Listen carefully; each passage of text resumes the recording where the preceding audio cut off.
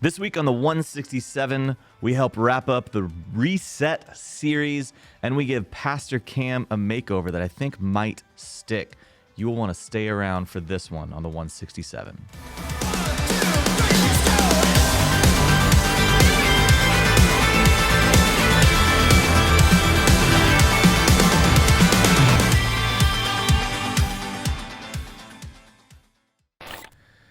Hey everybody, welcome back to the 167. It just feels so good to be here. So good. We've got the same three again, but this week I am joined by, it's like doctor. I am joined by Pastor Lucas Motley. Good morrow to you. And Pastor, don't call me a laser, Pastor Cam Lazy. Ooh, that brought me back. Was that No, it's got to be pastor on point like a laser. Ooh. Oh, They used to call me Laser. Did they really? In football. Like the first year I started playing, they're like, Laser. And I'm like, it's Lazier. Listen, there are just people. I know a guy that his name is Pastor Moneymaker. And I'm like, there's just, like, if you were Pastor Laser, that would be.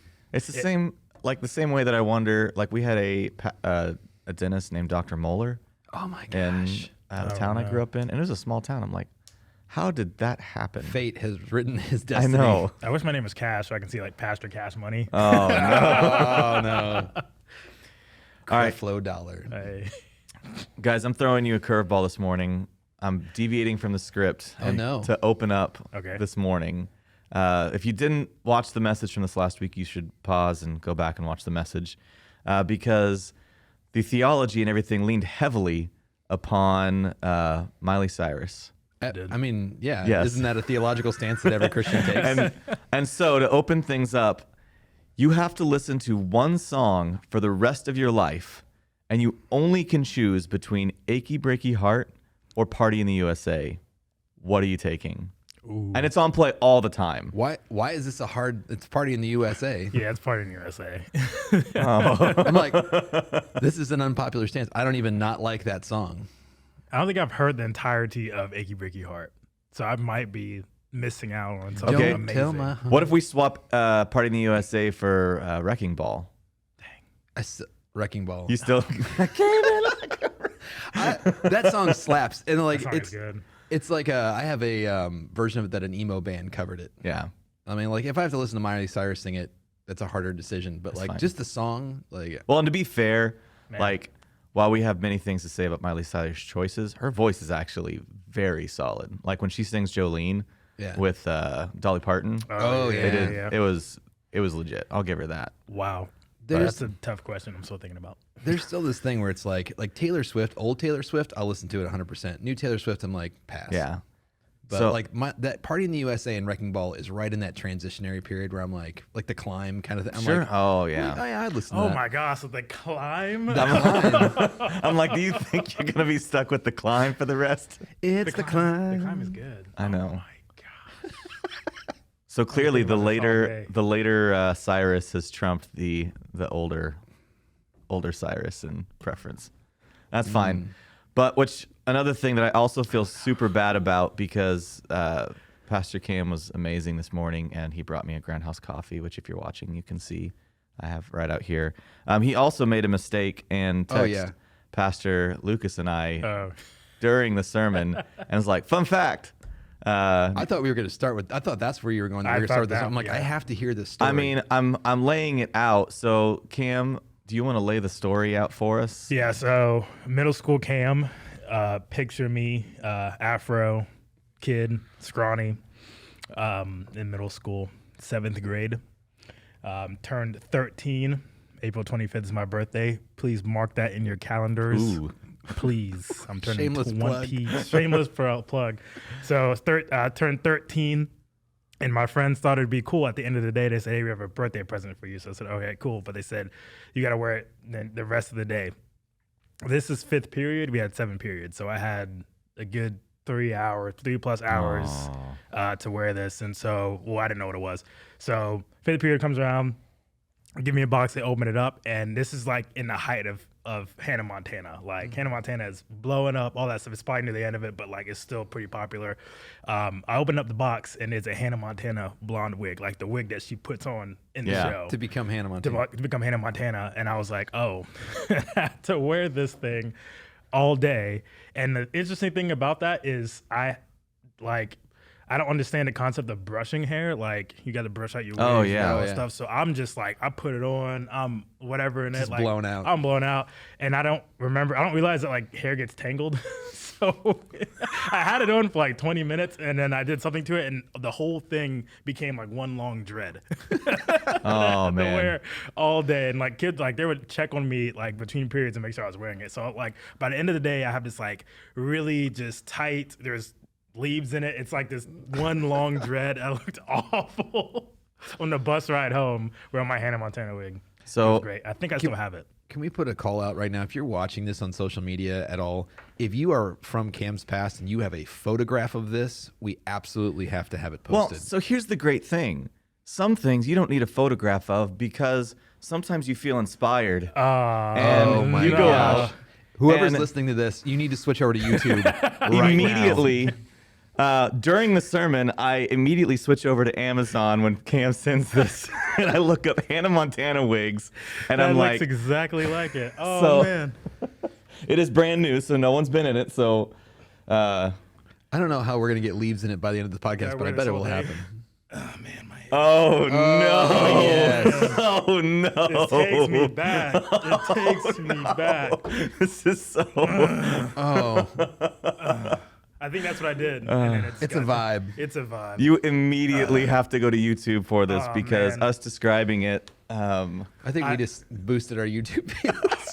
I hope somebody just like, I'm not going to watch the whole video. I'm just going to cut to like 10 minutes in or 15 minutes in. It's like, what the I mean, heck? that's fair. I guess if you're on the road, listen to the rest of the podcast because we are going to talk about Jesus. But Yeah. the thing is, But Cam's going to look like Jesus while we like do it. when Cam literally just like gave us utter gold through that text message, I'm like, I care about nothing else that we do on the podcast other than the fact that Pastor Cam will be in a wig at some blowing point. up. This is the best podcast we've ever done. So I will respect you. You may either maintain that to honor your 13-year-old self, or you can take it off whenever you feel like takes it. me it's going back. to get sweaty. So, all right. We're rocking this thing. So one of the things, Pastor Lucas, you talked about in your message as we wrapped up the Reset series, Rebrand. We talked a lot about, we were in Don Draper's world. We were all about marketing in the best of senses, in the senses of how. In that specific sense. Yeah. I mean, so one of the things you talked about is people don't like they don't want the new brand of us. And so before we go too deep in that, I thought really quick we'd jump into, I know we spent a little time on Miley this morning, but like what is an old brand of yourself that you had to abandon, had to kill, or, you know, like I know you used fatherhood, like what's one that you're like, oh man, that was something just an old brand I had to walk away from, had to rebrand. Ooh. Right. I mean, I think kind of a silly one here was I made a Star Wars reference this week, but I hadn't made one in like a year because I was pretty heavy on that for a while. Yeah, people definitely had you as the Star Wars guy. Yeah. And I always have the same response. People are like, how much do you really like Star Wars? I'm like, I do, but not as much as people might think. It's just like, I'm like, I like this, but people think I like really like it. And I do have a Han Solo costume, so I understand why that's confusing for people. That's true. But Well, that was the same thing like when I came with plaid. yeah, Like, it was lumberjake. I had, which was ironic because I did used to Cam every time I look over at you, I'm dying. No, I did. I had plaid, and it was a usable part of my wardrobe. But and then when we did the 30 days of plaid, Oh my it gosh. exploded. And granted, I still have some nice pieces from that I still wear to this know, day. I bought you one of those. I You know. still I wear wear it? that red shirt, and I wear. I believe Carrie Fisher got me like an over shirt thing with a hood on it, and like it's very casual. And I do like that. But do you cringe every time you put it on? You're like, oh, I'm gonna wear this plaid. I mean, thankfully, I've mixed up enough of my wardrobe now that I feel like that's not the thing. I don't mind if people call me lumberjake that bad, just because I could have way worse It flows really nicknames. nice. It does. It does. I mean, it's better than Jake from State Farm. And what about you, Every- Miley? Well, actually, so I think that question reminds me of just like the typical freshman year of high school. of like the first semester. It's like you see how the kids, freshmen, like the first semester of freshman year, you're always one way. And then like the second half of it, like second semester, you come back in January, you're totally different. And I remember coming in, like I was like that, middle school, I was like that emo kid, like skinny, like when black skinny jeans were like studded belts, all That's that when like stuff. you were actually wearing girl jeans. I actually, okay, fun story. My first pair of skinny jeans were girl jeans. Everybody's first pair of skinny jeans is girl I didn't know that they were girl jeans, but whatever. Anyway, I'm just going into my past in this episode. But anyway, so yeah, so the whole emo thing and, you know, hardcore punk, all that stuff. And I remember that was me coming in, and there was a point in my life where like I was like, you know what? I want to rebrand. And I had like, I became, you know, I started playing football. So I actually had that rebrand of like, okay, I'm jockey, like, and that was my thing. Lifted weights, all that stuff. So I had to like leave that. Like I was shopping at Hot Topic all the time. Like it became like now I'm shopping at Hollister, and now I'm shopping at Abercrombie. It was a very left turn rebrand. And then the last thing of my rebrand was I shaved my afro, cut it all off. Ooh. And I remember when I came into school and I didn't have afro no more, people were like, "Who is this dude?" And I said, "I'm the new Cam. Let's go." And now you face that same opportunity to change your hairstyle. My hairstyle. This is it. I'm the new me. Do you ever go home to Case and be like, I'm going to go back to the old Cam. I'm growing out a fro. And no. Oh, she says no immediately. I know. Oh, man. So much of this week was about dying to our old self, killing that old self, and stepping into our new self. Why in general? I think when you look across not just New Life, you look across the church, you look across Christians, are we so bad at killing our old self? Why do we just let it stay on life support forever and ever? I think because there's aspects of it that we like, and there's nostalgia to it. Mm-hmm. So like recently, Chris and I were trying to make it a habit of going and getting a checkup for like marriage counseling. So I have a friend who's a marriage counselor. So I was like, let's just go in we've been married for 14 years. Let's go get a checkup. And I had said something to him. I was like, yeah, I used to be a real angry guy and like real kind of a jerk. And like, you know, I spent a lot of time like going away from that. And on our way home, Chris is like, I don't know why you keep telling people that. That was like 20 years ago. And she's like, why do you feel the need to tell people that? And I'm like, I don't know. But there's something about it. Like, I think that person, I liked the invulnerability of that person, you know, like, and so like, there's part of it that I miss about that like being relationally intelligent is really exhausting. Yeah. And so there's a part of it that I'm like, yeah, I wish I could just go off on people, you know, like, yeah. And so I think that there's a nostalgia point, and there are certain aspects of my old life that I liked. You know, if I drank and I was the life of the party, I missed that popularity. Yeah. Like, I think there's something about that for me. It's like being comfortable. Like, I'm comfortable in this situation. I'm comfortable with who I am and this new version of me. I don't know, like, it's uncomfortable for me. It's uncomfortable, like, and it's even like just the unknown. Yeah. Of like, if I die to this, if I'm living this life and now I've become this new person and I'm living this life and I've kicked all the like, and I've left these friends, I've left these habits, like, I don't know how my life is gonna be because of this new whatever it is. And so, you know, into the unknown. Literally, I can probably sing that song with this wig on.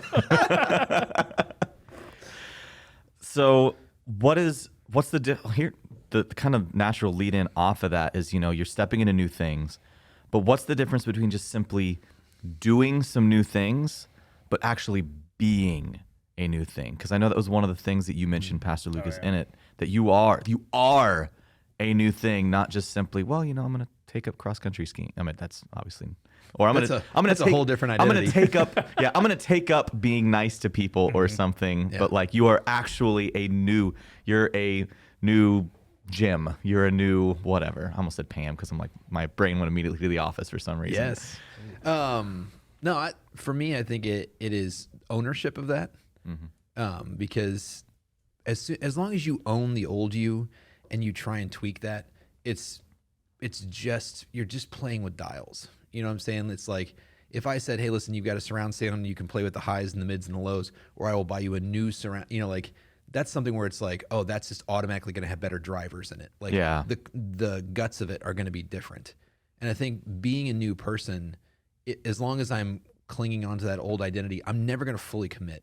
Yeah. And if I'm never fully committed, like that would be like in any aspect of your life. If I said, hey, listen, I had this ex-girlfriend and yes, I'm getting married, but really I don't identify as a married person. Like you're like going, that dude's going to cheat, you know, like that dude's totally going to cheat, you know, like it's a lack of commitment in a relationship. So when God says, I want to be in a relationship with you and you're like, well, I will act like I'm in a relationship with you, but really I love somebody else. Like that's never going to work out. It's never going to be genuine.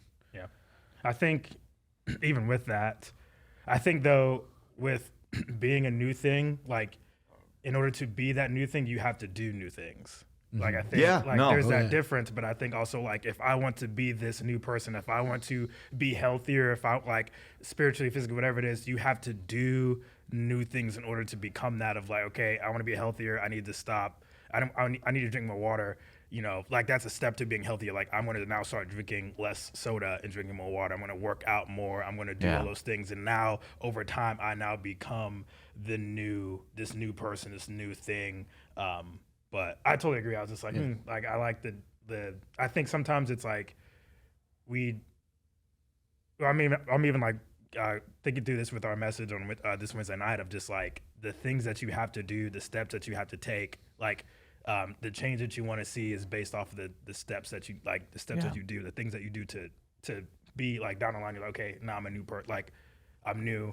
What are some things to take and all that stuff? And so, well, yeah, I think that it's an outflowing and a byproduct, because I think there's a difference between, like you said, like some people say, you know, and like I love the term that our culture uses now is I identify as this. You know, it's just like I'm going, sure, but you didn't do any, you know, like I identify as an athlete. Okay, are you playing sports anywhere? No. Are you lifting weights? No. Do you do anything athletic? No.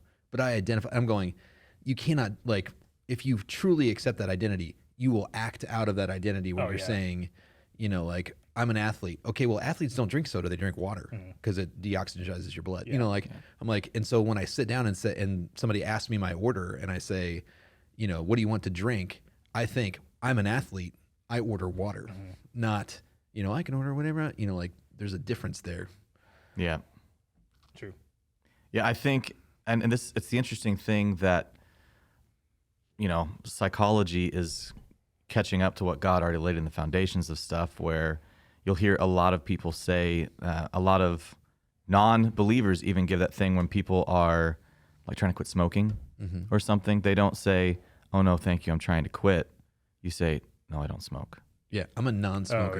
You already, you know, they're essentially taking the thing of saying, no, I'm a new creation, but just devoid of Jesus. But I think that is a very real thing, because if you always, you know, if you're always relating to that old self where you're like, well, you know, I'm trying to be less angry, I'm trying to, you know, be less greedy or whatever it is, then you're always going to feel kind of tethered to it.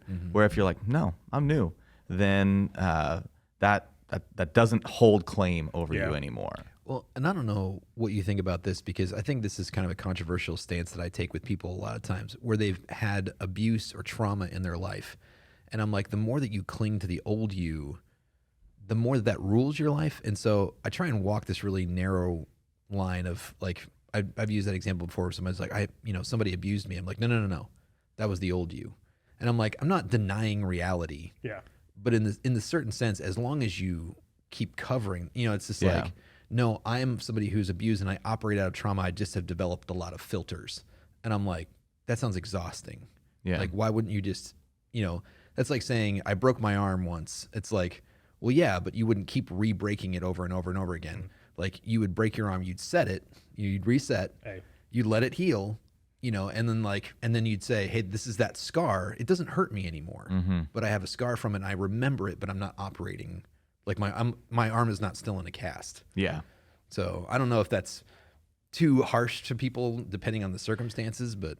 No, I think so. And my brain's jumping back to like what you were saying, Cam, about it's also utter insanity for someone to say, well, I am something, and then never operate out of it. Never operate out of it. And so while if all you ever do is you never claim that identity of I'm new in Christ, but I'm going to try these things, you're going to just constantly be getting pulled back in.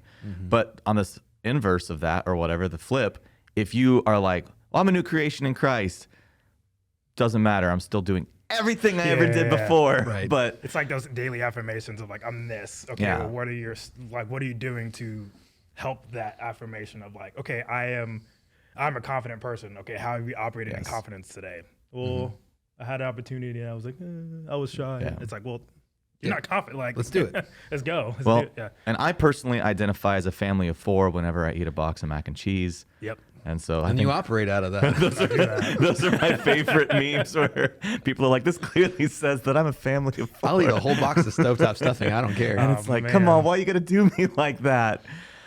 So this was a fairly short series, but so good, and it's really practical. I think that's what I love, that it didn't have to go, 6 weeks or whatever for people to get something out of it, to feel the call, and to hopefully be stirred into changing something in their life.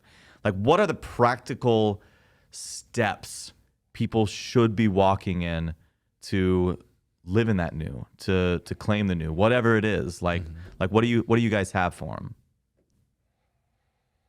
I think the very first step you should do is tell somebody. Oh.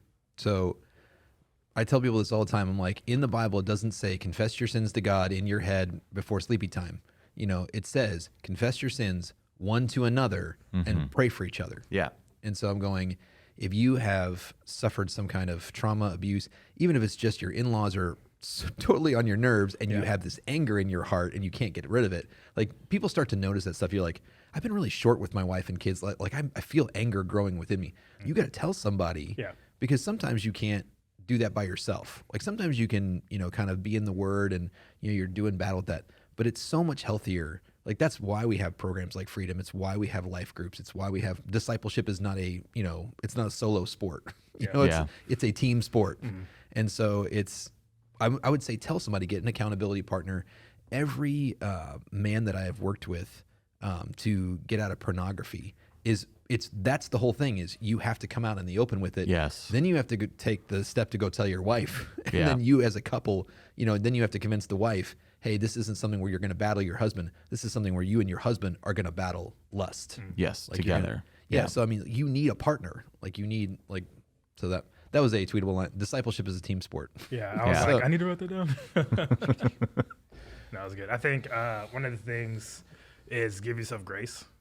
I think that's like, just for reset, for rebranding, I think it is give yourself grace. It's okay to, like, you're going to have days where you mess up. You're going to have days where you go back to whatever. It's this is going to, like, we're humans, but it's like, it happened. Okay, cool. Give yourself grace.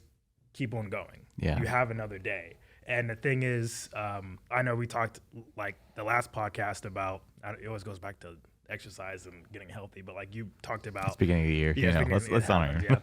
Well, you talked about how you were trying to do, like 10 minutes reading your Bible, or even it was Just something 10 about minutes with Jesus 10 minutes every with day. Jesus, and then physically it was like how long was it for, like, on your treadmill or something like that? Or I don't know. I did both this morning. I feel, it's a great day. Yeah, $100. yeah, No, that's but yeah. But, like, sometimes you're gonna miss a day. Like, you're gonna miss a day of reading. You're gonna miss a day of, like, if your goal is, I want to be a more physical, like, healthy person, whatever. You're gonna miss a day. It's gonna happen. Okay, cool. Well, you have the next day. Yep. Don't fall into the trap of, I messed up once, I can never do it again. You even said it in your message. You're like, I loved it because I was sitting there like, that's me. Whereas, like, okay, you're reading for the year. It's okay. Just start today. The other verses will be there. And I'm like, that's, like, phenomenal because I'm 2 days behind. So, like, I can just start today and just I know. go. Just like, do today's reading. Yeah. And then if have a day where you're like, I got some extra time, then go back and make it up. Like, I love that. I feel like, while we're anecdotally, like, I feel like especially like when we do Bible reading plans, there's a piece of us in us that thinks that, let's say you skip those verses and you get to the end of the year and you nail it, that we're expecting there to be like a town crier to come out and be like, he's lying. He did not read it all. Throw him away. Let's boo this man. and I'm just, and I know I'm trying to remind myself continually that anything that I spend with Jesus is like, it's going to sweeten and deepen things, Yeah. you know? And so to not, I think that's great. Like, don't abuse yourself over like how much. I think it's great to have I mean, goals. you don't have a whip at home that like when you screw up, you're like, Yeah. Well, have a chalice on your what was that really bad Dan Brown movie? Da Vinci Code. The Da Vinci Code. I mean, The guy wears like that thing on his leg. good gravy. Yeah. What about you? What's your practical step? Order wigs for your friends. Yeah, I know. Like, stay engaged on that. No, if you are wanting to just step into being a new you, I think, I don't know, Cam kind of stole mine. Sorry. No, it's fine. Like, I guess that's been the one that I've been learning the last maybe 5 years of my life, of just because if you're into the whole Enneagram thing, it's fine. I'm a 3. Like, Same. yeah, I'm not in a cult. it's fine. But it's just like, I want to achieve. And so, like, when I'm not nailing my Bible reading plan or I take a day off, like, I want to pull the whip out to my back and be like, shame on you, Jake, shame on you. And I think it's just been the fruit that I've seen out of just steady consistency is so much more valuable than intensity for me. Like, consistency has been. Say that again. Consistency has been so much more valuable than intensity. But even in that, it's like, so this year since I struggled a little bit last year to create consistency out of my scripture and working out in the morning. Part of that is because I just couldn't go to sleep. I just would stay up, my brain would race, and then I'd end up typically I'd stay up and watch tutorial videos on like how to do video editing. Like, it would just be not stuff so I'm really pressing myself to be like no screens at a certain time. And so today I woke up at 6:30 and like without an alarm, and I'm like, what am I doing? And so so I got up and like I spent 50 minutes. I wasn't planning, 50 minutes with Jesus, just like praying and reading through 1 Corinthians and everything. And like, I didn't plan that. I just wanted the 10 at least. And so like, I appreciate that. But the thing is, maybe tomorrow I get the 10 and that's it. But I think being in that, and like, so now I'm adopting the thing of, I am a person that is daily in my word. Right. I am not a person attempting to be daily in the word. Yeah. I am a person that is daily in the There you word. go. So I think, as cheesy as it sounds, and I think like we've talked about the power of praying out loud. This is kind of a callback to was the 1990s Mad TV, Stewart or what? No, not Stewart. Look at me. Look what I can do. The guy that talks into the mirror to himself, and he's like, Stuart Smalls. Stuart Smalls. He's And it's like, gosh darn it, you're good enough. but I think there is something about saying Stuart Smalls. saying stuff out loud. I think about saying like, no, I'm a person that's going to get up, just because it solidifies a piece of you that you're like, it's not just in your head at night time and everything. So I don't know, guys. We got just a couple minutes left. Anything last minute on this series that you're like, man, I would have loved to touch that, or a little bit of encouragement sending people out? If I was going to add a week, it would have been called refresh.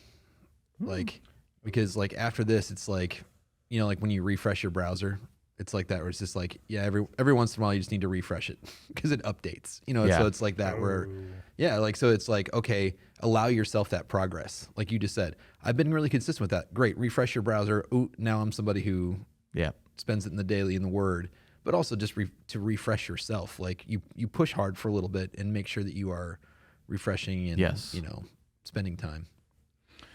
I would say Has to be an R word. I'm just kidding. No, Go ahead. Oh, I think I can do it. Let's do it. No, I don't think I can. Come on, let me Miley. think. Repeat. Yeah. Repeat. I think rinse, wash, rinse, repeat. That's just the hair speaking right now. I love it. Brush it. But brush it. But I think set plans, set times rhythms periodically throughout the year to repeat. I think there's different seasons where it's like, okay, this is what I want to do. Okay, refresh.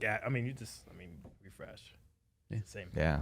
Really. Dang. No, that's so good, man. It's good. It's still good. Like when people, if you can't tithe, you got to become a repeat giver, Ooh. and then you'll work your Ooh. way up. Hey. I would even say too, this is not an R word, but look back at where you came from. Reflect. Reflect. Oh, There we all go. right. You're an R. Let 2023 be the year of the R. Of the So, R. love you guys. Glad that you hung around for the 167. If you enjoyed this episode of the 167, make sure you like, subscribe, follow, get notified, leave a 5-star rating and a positive review. Tell all your friends to listen as well. Make sure you go over to newlifegardener.com and check out all that we have to offer as a church, and check out our messages online as well. Thanks for listening.